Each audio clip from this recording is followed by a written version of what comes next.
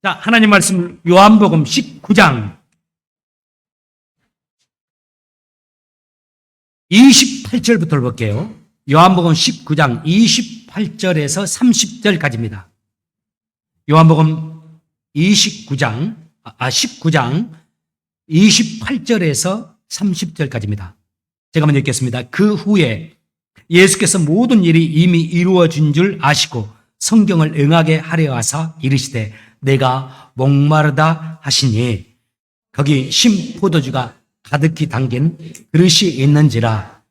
사람들은 그 신포도주에 적신 해면을 우술채에 메어 예수의 입에 대니 다 같이 읽겠습니다. 예수께서 신포도주를 받으신 후에 이르시되 다 이루었다 하시고 머리를 숙이니 영혼이 떠나가시니라. 아멘. 예, 멘트가 길고 광고가 길고 말씀 길었어요. 자리에 앉으시기 바랍니다.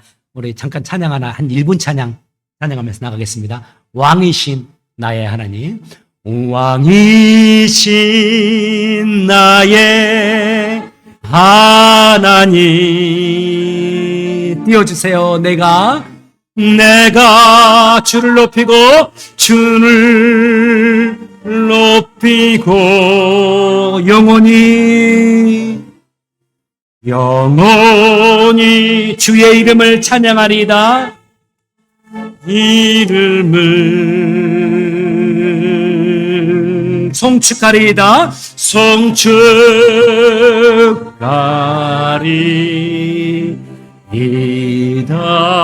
왕이신 나의 예수님, 왕이신 나의 예수님, 내가 주를 높이고 내가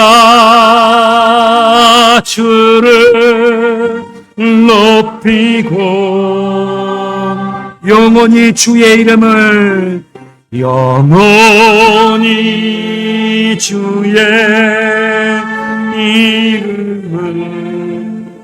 송축하리이다. 송축하리이다.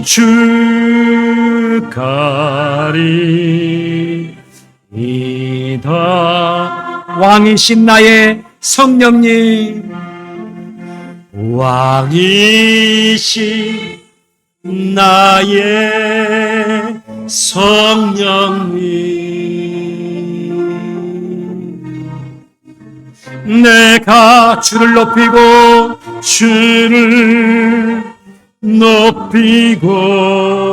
영원히 주의 이름을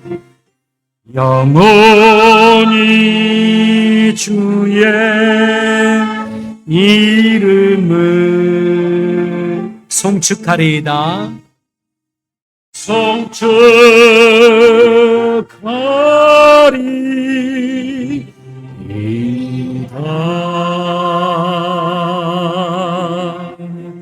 예, 말씀 시작할게요. 이 세상에서 가장 위대한 말을 고르라면 어떤 말을 고를 것인가? 이 질문에 한 목사님이 오늘 본문에 기록된 예수님께서 외치신 이 한마디의 말씀을 고르겠다고 하셨어요. 헬라어로 테텔레스타이, 이루었다 하는 말이에요. 이 테텔레스타이, 이 말이요, 당시에 이런 경우에 쓰였습니다. 주인이 종에게 어떤 일을 시켰거든요. 근데 종이 그 모든 일을 다 맞춰놓고서 테텔레스 했습니다. 화가가 그림을 그리기 전에 어떤 그림을 그리겠다고 마음으로 구상을 하잖아요. 그리고 그림을 다 그리고 나서 자기 이름을 새기면서 더 이상 손댈 것이 없다 할 때, 다 했다 할 때 테텔레스타이. 상인이 물건을 사려고 값을 다 지불해요. 우리가 비싼 물건들은 계약금 걸고 또 중도금 걸고 하잖아요. 모든 것 다 지불하고 나서 하는 말 테텔레스타이. 군사들에게 명령이 전달되었어요. 그 명령을 완수하고서 군인들이 하는 말 테텔레스타이라고 했어요. 주님께서 지금 십자가상에서 마지막 하신 말씀이 이루었다거든요. 주님이 이 말씀, 누군가를 대상으로 해서 하는 말씀은 아닙니다. 하나님께 기도를 드린 기도의 말씀도 아니에요. 그냥 독백처럼 혼자서, 독백으로 혼자 다 이루었다 하는 말입니다. 이 주님의 말씀에서 우리가 볼 수 있는 것이 있습니다. 바로 주님의 사명이에요. 주님은 예수님이 이 땅에 사명자로 오셨습니다. 예수님은 하나님 아버지 성부께서 당신에게 부여해 주신 사명을 아멘으로 받아들이고 그 사명에 순종해서 이 땅에 오셨어요. 여러분, 우리가 그 사명을 다 알죠? 그 사명이 이겁니다. 죽어가는 인간들 구하라고요. 지옥을 향해 가는 장원호 구원하라. 여러분 구하고 저와 여러분의 자녀들을 구하라고 하나님이 예수님을 이 땅에 보냈습니다. 그분에게 부여해진 이 사명만큼 귀한 사명은 없습니다. 죽어가는 온 인류를 살리고 죽어가는 온 인류를 구원하는 그 사명이 예수님의, 우리 주님의 사명이었어요. 이 얼마나 귀하고 가치 있는 사명입니까? 우리도 다 사명을 가지고 이 땅에 태어날 텐데 이 주님만큼 귀한 사명을 가진 사람은 없을 겁니다. 세상의 모든 사람들이 다 찬사를 보내고 박수를 보내고 고마워하는 귀한 사명이죠. 주님께서 그 사명을 가지고 2000년 전에 이 땅에 오시고 그 사명을 완수하기 위해서 이 땅에 단 33년의 인생을 사셨어요. 여러분 오셨을 때부터 보십시오. 그 사명 이루기 위해서 아기의 모습으로 오셨는데 왕으로 오시지 않았어요. 가난한 목수의 아들로 이 땅에 오셨어요. 그리고 태어나는 장면을 보십시오. 나는 이래서 주님이 좋습니다. 태어날 곳이 없어서 머물 곳이 없어서 마국간에 그곳에 오셨고 또 누울 곳이 없어가지고 마을 구유에 누우셨어요. 이 세상에 이곳에 계신 분 중에 그렇게 태어난 사람이 있어요. 그렇게 초라하게. 그리고 주님이 이 땅에 오셔서 수많은 기적을 행했습니다. 그리고 병든 자들을 일으켜 주시고 그들에게 새 힘을 주셨어요. 새로운 인생을 시작할 수 있도록. 또 설교를 통해서 말씀을 통해서 무지몽매한 인간들을 교육시키고 각성시켰어요. 선한 삶을 살라고 다른 삶을 살라고 주님이 이 땅에서 하셨어요. 그런데 여러분 그것이 주님이 이 땅에 오신 목적은 아니었습니다. 선하게 살라고 바르게 살라고 도덕이나 윤리를 가르치시고 온 것은 아니에요. 물론 그것도 주님의 사역 중에 하나지만 그것이 우리 주님의 사역의 가장 큰 목적은 아닙니다. 그것들은 다 격가지 사역들입니다. 주님이 이 땅에 가지고 오신 사명을 이루기 위한 그 사역, 가장 중요한 사역은 바로 십자가였어요. 영혼을 구원하기 위해서 이 땅에 왔기 때문에 그 영혼을 구하기 위해서는 주님이 십자가를 제시했잖아요. 오늘 다 우리가 주님의 십자가를 사랑하잖아요. 교회 밖을 보면 우리도 십자가가 붙어 있습니다. 저 십자가 붙어 있는 거 여러분 쉽게 붙은 거 아닙니다. 제가 저거 고소공포증이 있는데 벌벌벌 떨면서 저거 붙였습니다. 저거 몇 시간을 붙였어요. 하루 붙이다가 못 붙이고 다음날 가서 연구해가지고 저거 본드로 구멍 뚫어가지고 어떻게 붙인 겁니다. 교회마다 십자가 붙어 있어요. 앞에도 십자가가 교회 안에도 붙어 있어요. 오늘날 다 우리 십자가를 사랑합니다. 여러분 중에서도 아마 지금 목걸이 하신 분 중에 십자가 목걸이 하신 분 있을 거예요. 모두가 다 오늘날은 십자가를 사랑해요. 믿지 않는 사람들조차도 십자가 목걸이를 걸고 다니는 사람이잖아요. 예수 믿는 우리들은 주님의 십자가 사랑하고 사모합니다. 그리고 우리가 힘들고 어려울 때 낙심했을 때 너무 삶이 답답하고 힘들 때에도 이 십자가 밑으로 나가서 엎드려서 새 힘과 평안을 얻지 않습니까? 그런데 예수님 당시에는 이 십자가 우리가 잘 알다시피 좋은 것은 아니었습니다. 아시다시피 가장 극악무도한 죄인들에게 허락된 형벌, 죄인이 져야 하는 것이 십자가였잖아요. 세상에 존재하는 형벌들 가운데 가장 고통스럽고 잔인한 형벌이 십자가였어요. 이 말을 하니까 한국에서 제가 이 성경 공부를 시킬 때 집사님이 그러더라고요. 목사님, 우리나라는 더 잔인한 형벌이 있고 더 고통스러운 형벌이 있는데요. 뭐요? 그랬더니 사지를 찢어서 죽이는 거예요. 여러분 사지 찢어서 죽이는 거 압니까? 제 팔 다리에 밧줄로 끈을 묶어가지고 내 동서남북에 소가 한 마리씩 있어가지고 땡겨서 제 몸을 찢어서 죽이는 겁니다. 근데 여러분 잔인하게 보이지만요. 십자가보다 잔인하거나 십자가보다 고통스럽지 않습니다. 이거 3분이면 끝난다고 그래요. 죽는 거 고통. 십자가는요. 6시간 동안 십자가에 매달려서 고통을 당하면서 죽는 겁니다. 좀 이따 설명할 건데요. 세상에서 역사상 존재하는 형벌들 가운데 고통스럽고 잔인하게 죽이는 형벌이 십자가였어요. 그뿐이 아닙니다. 그 사람이 남자든 여자든 옷을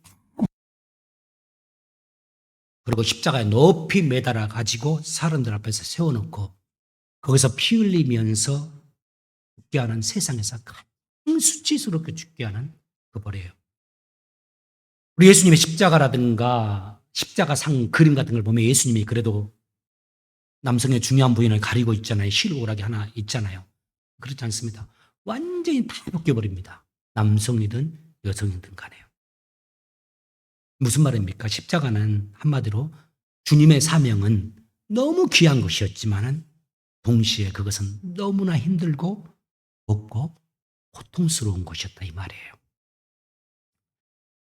목회만큼 저는 귀중한 것은 없다고 생각합니다. 저는 이건 비복음적인 거예요. 그런데 가정한다면 다시 태어난다고 해도 저는 목사가 될 것 같아요. 되고 싶을 것 같아요. 또 한 가지, 다시 태어나도 저는 결혼을 한미연 씨하고 하고 싶을 것 같아요. 도망갈 것 같지만은 이것보다 귀한 것은 없잖아요. 내가 누구라고 어떻게 영혼들을 섬기는 일을 해요. 제가 누구라고 하나님이 저에게 영혼들을 죽기로 인도하는 일을 맡겨요. 영혼이 구원받는 일이라도요. 그런데 목회도 좋은 것만은 아니에요. 감당해야 될 일들이 있습니다. 누군가의 평가를 받으면서 살아가야 된다는 거. 제가 직장 생활도 풀타임으로 10년을 했잖아요. 파타임으로 그때는 교육자 생활을 했는데 직장 생활 육체는 힘들었는데 비교한다면 저는 10배 차이가 나는 것 같아요. 목회하고 직장 생활. 지금 저는 스트레스가 이제 우리 교회에 거의 없습니다. 보통 목회를 보면. 왜냐하면 스트레스를 늘 받으면서 누군가의 평가를 받고 살아요. 또 비난도 비판도 받아요. 그리고 목회자에게 또 힘든 것 중에 하나가 저는 목회를 해보니 그거더라고요. 나의 부족함을 누군가에게 지적받거나 또 내가 봐도 내가 부족했을 때 내 자책이요. 나는 왜 이것밖에 안 될까? 내가 이 교회의 목사인데 이 성도들의 목사인데 더 잘할 수 있는데 나는 왜 이것밖에 안 되는 걸까? 이 자책이 또 있잖아요. 제가 목회하다가 직장에 가서 3년 직장 생활하면서 3년 만에 집을 사버렸습니다.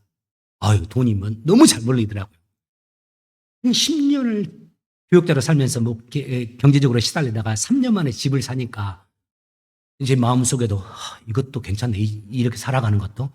우리 어머님이 그러시더라고. 집 산 날 저희 집에 잔치를 이제 식사를 했는데 원호야 이것도 좋아. 목사만 주의 일하는 거 아니다. 이렇게 하면서 장로로 살아가는 것도 좋고 주님 섬기는 것도 좋다. 아멘은 안 했습니다만 제가 목회에 또 경제적으로 어려울 때도 있고 늘 간단간단 생활비란 이런 삶에 어려우면서 이거 경제적으로도 시달리면서 살아가는 거. 목회가 너무 귀하고 소중한 것이고 내가 좋아하고 사모하고 사랑하는 것이지만 또 그것을 하기 위해서는 대가를 지불해야 되는 것이 있어요. 우리 주님의 십자가가 비교할 수 없었죠. 주님이 가고자 하는 이 길은 사명자의 길은 너무 소중했어요. 주님의 사명은 우리를 살리는 길이니까. 생명을 살리는 게 아니라 온 역사에서 온 세상에 있는 시대와 장소를 초월한 사람들을 다 민대자들을 살리는 그 사명인데 그런데 그 사명을 감당하기에는 너무 힘들고 없고 고통스러운 일이었습니다. 여러분 질문해 보고 싶어요. 우리 중에 누가 주님과 같은 사명에 감당하면 아멘 하겠다고 나가실 분이 있어요? 손 한번 들어보라고 보고 싶어요. 감히 들 수 있는 사람 누가 있어요? 그런데 우리 주님은 너무 귀하셨어요. 주님이 스스로 그 무겁고 그 무섭고 고통스러운 십자가를 향해 나가셨어요.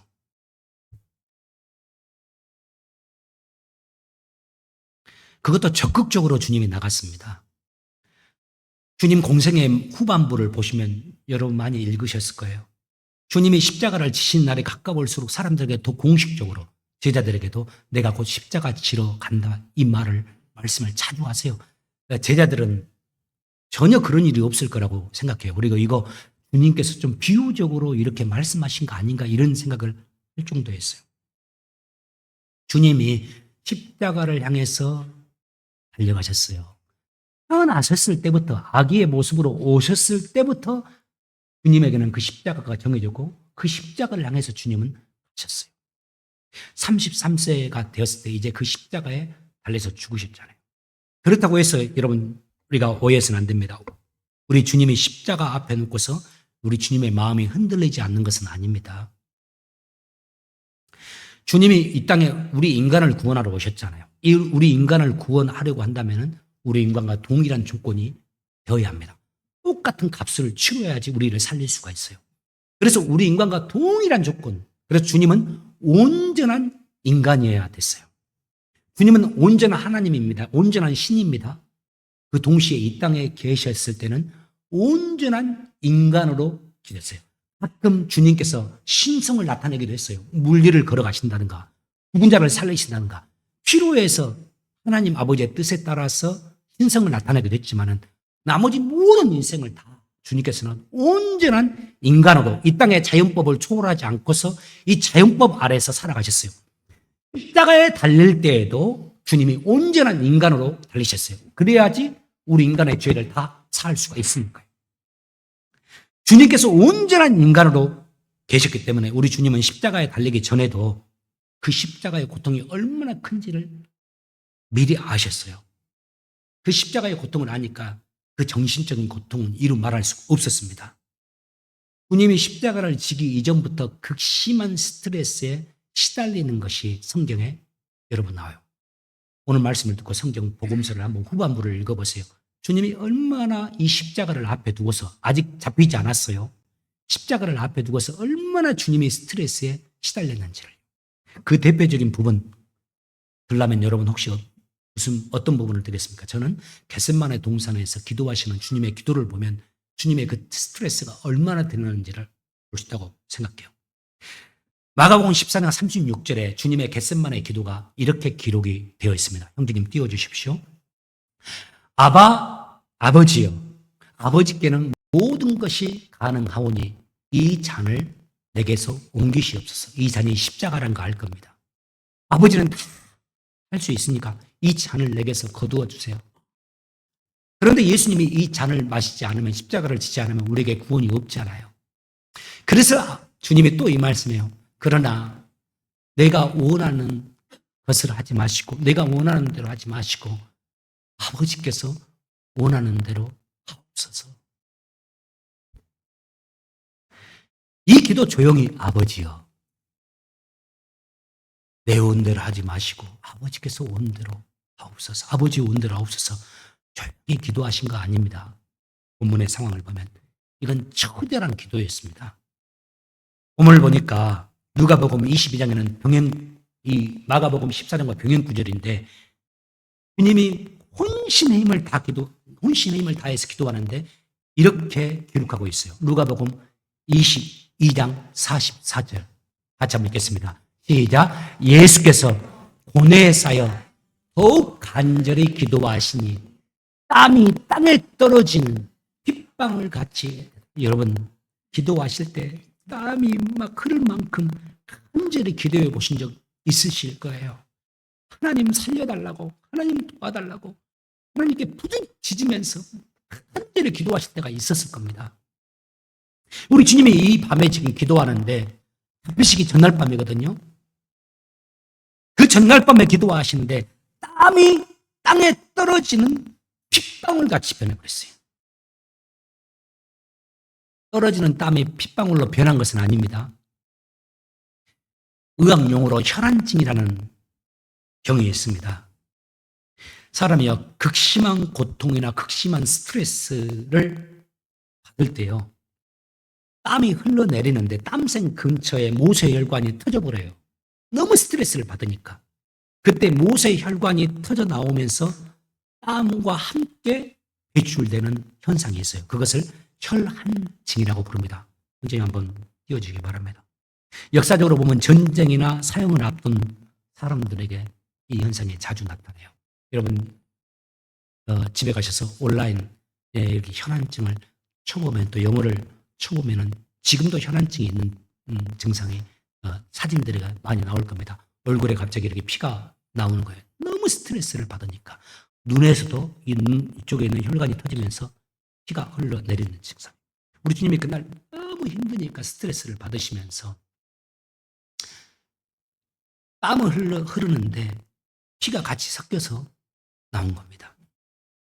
주님이 아직 십자가를 지지 않았지만은 곧 십자가를 져야 하기 때문에 그 십자가를 앞에 놓고서 말할 수 없는 공포와 고통을 겪고 계신 거였어요.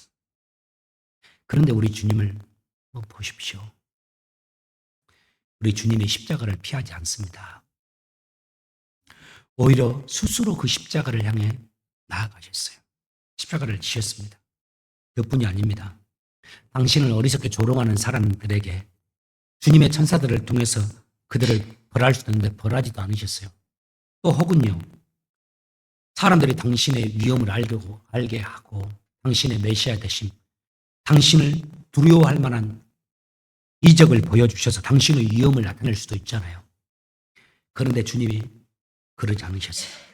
아무런 혈기도 아무런 반응도 보이지 않았어요. 주님이 침묵합니다. 온전히 침묵합니다. 얼마나 힘드셨을까를 이렇게 생각해 봐요. 저희는 단 10분도 견디기 힘들었을 겁니다. 그런데 주님이요, 십자가에서 장장 6시간을 그렇게 십자가에 달려서 사투를 벌입니다. 숨이 끊어지지 않고요. 십자가가 그런 형벌입니다. 그래서 온몸에 있는 피가 다 빠지게 만들어요. 모든 기가 빠지고 힘이 빠지면서 그때 그 고통을 겪으면서 그 6시간 그 형벌을 그 사람에게 가하는 겁니다. 그게 십자가인데요. 주님께서 그 십자가에서 6시간 달려 계시면서 정신을 잃었다가 정신이 깨었다가를 계속 반복하면서 십자가의 사투를 벌이셨을 거예요. 그리고 그 수치스럽게요, 그 젊은 남성이 십자가에 달려서 그 고통을 당합니다. 여러분, 왜 그래야 됐을까요? 왜 주님이 그렇게까지?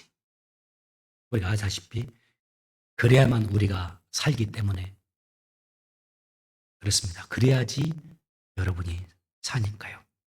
그분의 그 십자가의 피에 흘려진 그 피로 우리의 죄가 사해질 수 있고 그분의 죽음으로 우리의 죽음이 떠나가고 우리가 영원한 생명을 얻을 수 있기 때문이에요. 그래서 오늘 본문의 말씀은 이제 주님이 극도로 약해진 상황입니다. 전날 밤에 잡혀서 이리저리 끌려다니는 밤새도록 잠을 이루지 못하시고 이리저리 끌려다니시면서 고문을 받으셨거든요. 그리고 밤을 전혀 잠을 이루지 못하고 그 골고다 언덕을 그 무거운 십자가를 지고 걸어가시면서 쓰러지고 쓰러졌어요. 그리고 이제 십자가에 달려서 6시간을 거의 다 보낼 시점이 오늘 본문의 말씀이에요. 이제 운명 직전에 있어요. 이제 주님이 고개를 가눌 수 있는 힘도 없습니다. 이제 눈의 초점도 이미 다 잃어버린 상황이에요. 호흡도 제대로 이제 하실 수 없는 상황이에요. 그때 주님께서 마지막으로 혼잣말로 이렇게 하신 거예요. 테테네스, 아니, 내게 주어진 사명 내가 다 이루었다. 그리고 나서 주님이 세상을 떠나시고 생명을 마감하세요. 이 말씀, 오늘 말씀을 통해서 이 교훈을 얻었으면 좋겠어요. 여러분, 이 사실 기억했으면 합니다. 이렇게까지 우리를 사랑하신 그 주님의 사랑을 기억하시길 바랍니다. 얼마나 주님이 우리를 사랑하셨는지. 가만히 보면, 생각해 보면, 저는 여러분을 위해서 그렇게 할 수 있을까? 좀 자신은 없더라고요. 근데 우리 두 아이를 위해서 하라고 하면 저는 하겠더라고요. 우리 감사가 십자가에 달린 대신 내가 달릴 수 있다면 저는 제가 할게요 하면서 할 것 같더라고요. 그 와이프 대신하라 하면 할 수 있을지 모르겠어요.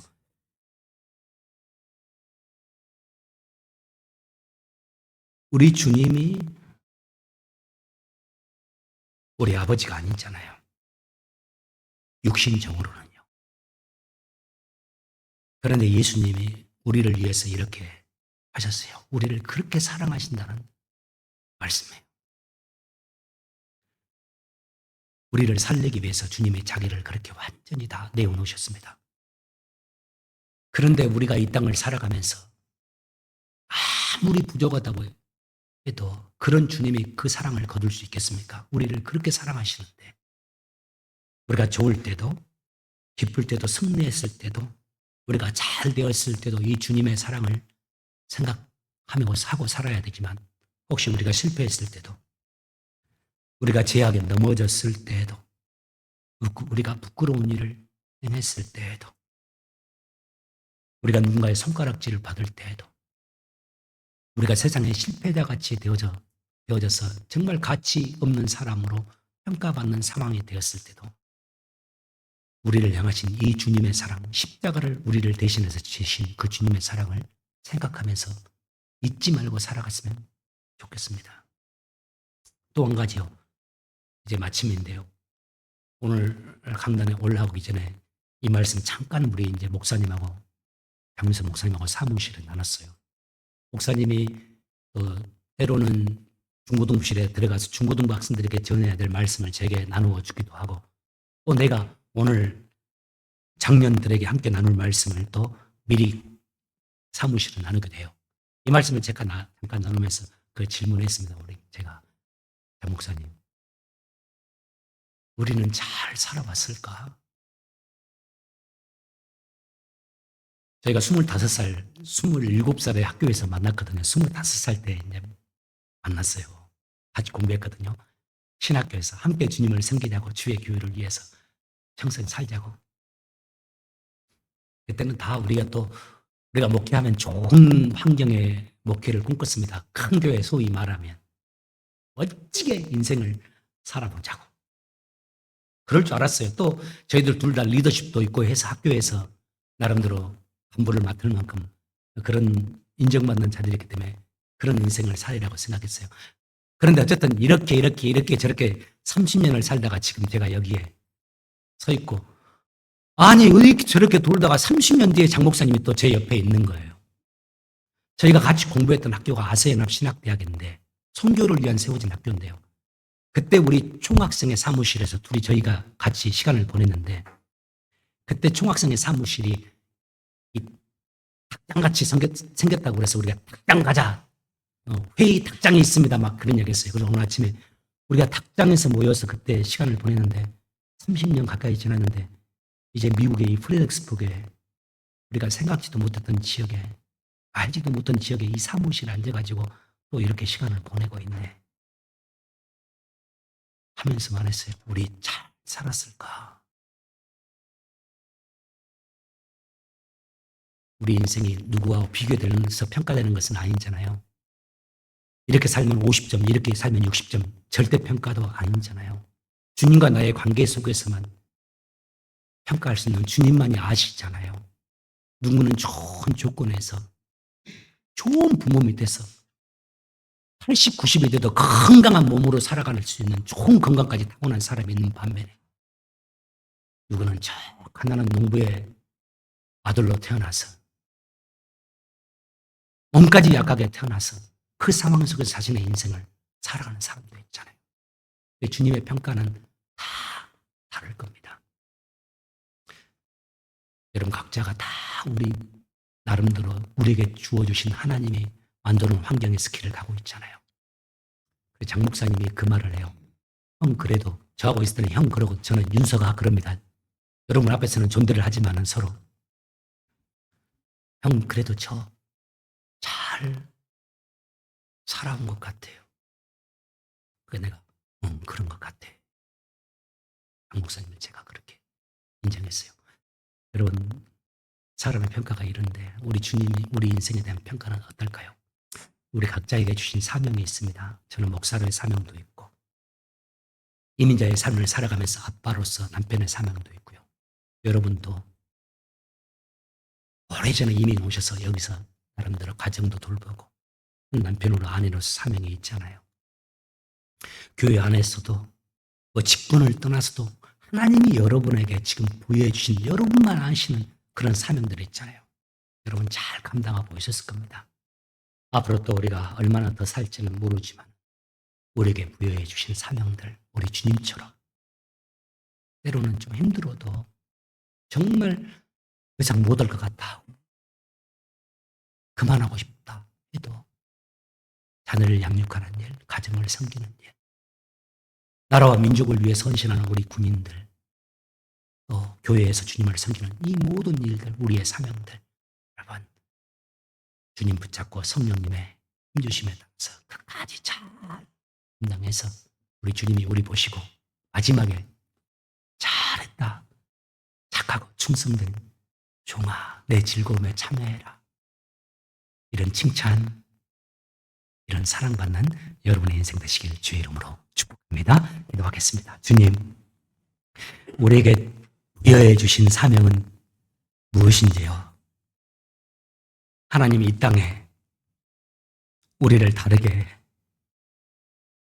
다른 환경에 보내셨고 또 이 땅을 살아가면서 저희들 겪어야 하는 어려운 환경과 고통들이 있었는데 하나님, 우리가 어떻게 그 길들을 걸어왔고 또 앞으로 어떻게 걸어가야 하는지요. 주님, 우리의 인생이 어떠한지 모르지만 저희들 이 시간 주님 앞에 구합니다. 아버지께서 주신 사명, 그 사명을 목숨을 버리시기까지 버리면서도 감당하셨던 우리 주님처럼 우리도 그 사명이 무엇이든지 간에 작은 것이든 큰 것이든 고통스러운 것이든 즐거운 것이든 어떻든 간에 주님께서 우리에게 부여해 주신 우리 사명, 우리도 예수님처럼 우리의 사명들 온전히 감당하는 한평생의 삶이 되게 하여 주옵소서. 그 사명 잘 감당할 수 있도록 주님 우리에게 힘도 주시고 지혜도 주시고 함께 그 사명 감당할 좋은 동역자들도 베풀어 주시고 그 속에서 십자가를 통해 영혼 구원의 역사가 일어난 것처럼 저희들의 삶을 통해서도 하나님의 아름답고 선하신 그 귀한 뜻들이 이루어지는 우리 각자의 인생 사명자의 삶이 되게 하옵소서. 특별히 이 시간 구합니다. 힘이 들고 어려운 상황에서 인생을 걸어가며 사명자의 삶을 살아가는 사람들, 하나님 잘 감당할 수 있도록 더 세밀하게 말씀해 주시고 힘도 주시고 좋은 사람들도 붙여주시고 무엇보다 성령님 그들과 함께 하시면서 그들을 지키시고 보호하시고 한량없고 넘치는 힘을 공급하사 자신에게 주어진 사명 끝까지 잘 감당해서 주님 앞에 섰을 때 잘했다, 착하고 충성된 종아라고 사랑, 칭찬의 말을 받는 주님의 그 아름답고 존귀한 칭찬을 받는 주님의 귀한 사람들 다 되도록 주님이 축복해 주옵소서. 감사하며 예수님 이름으로 기도합니다.